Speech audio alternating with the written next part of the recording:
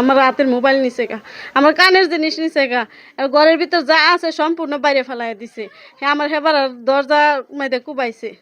আমার স্বামী বাড়িতে না, আমার স্বামী বাইরে, আমার ঘরের ভিতর গিয়ে কুবান শুরু করছে। আমার পশ্চিমাটির সাইফুল আর সাইফুলের বাবা শামসুল রে চিনি, হেরা লই আইছে এই মানুষগুলা হায়ার করে। দর্শক, আমরা অবস্থান করছি নরসিংদী জেলার শিবপুর উপজেলার যশোর ইউনিয়নের উত্তর আগরপুর গ্রামে। আমরা যে গড়টিতে অবস্থান করছি, সুপ্রিয় দর্শক, আপনারা দেখেন গড়ে কিন্তু লুটপাট হয়েছে। এই গড়ের অবস্থা দেখেন।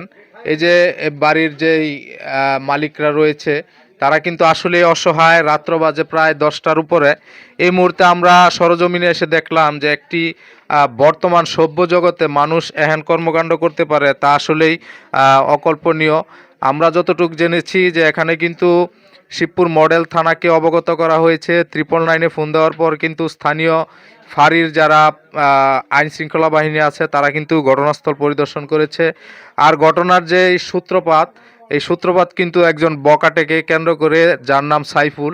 আমরা স্ক্রিনে এই সাইফুলের ছবি আপনাদেরকে দিয়ে দিচ্ছি।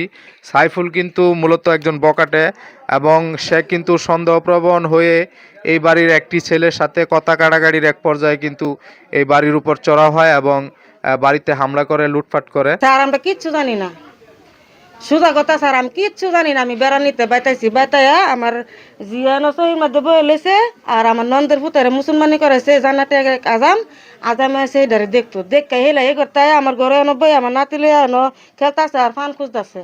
আমি ফানের ইয়া করতেছি, এর মধ্যে স্যার আমি শুনতাছি খালি সেই ভিতরে নিচিল করে হেন্দাই তা কুবাইতাছে কুবাইতাছে পরে দেয় সব দিয়া খালি কয় আরিফ কই কই এক ঘরের ভিতরে সব স্যার তিন ঘরের ভিতর মানে আমার সেই ঘরের দেওয়ারে বাটনা জালে আল্লাহ ঘরের ভিতরে দুই ফুলাফান লইয়া আর আমি আমার নাতি লইয়া আর আমার জামাই আনো ঘরের ভিতরে এলাতে খায় গিয়া কালু হে ঘরে উঠছে হেরা মনে বুঝছে আরিফ হয়ে করে পদা যায় গিয়া তো হে করতে এলার হেসা পদাতে টাইনা পার করে আনছে আমার হরির ঘরে কুবাকুবি করছে আমার ঘরের ভিতরে দেখেন তো আপনার এটা সব আমার জিনিস মিনিস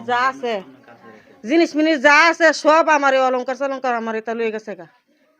এটা খুললা মুল্লা মানে নগদ কি নিছে, টাকা নিছে, নগদে টাকাও নিছে, এরপরে আমার জিয়ার অলঙ্কার লয়ে গেছে। স্বামী বাড়িতে না, আমার স্বামী বাইরে থাকে। আমরা অসহায় মানুষ, আমরা এই ক্ষয়ক্ষতির বিচার চাই, আমরা এই ক্ষয়ক্ষতির সুষ্ঠু বিচার চাই।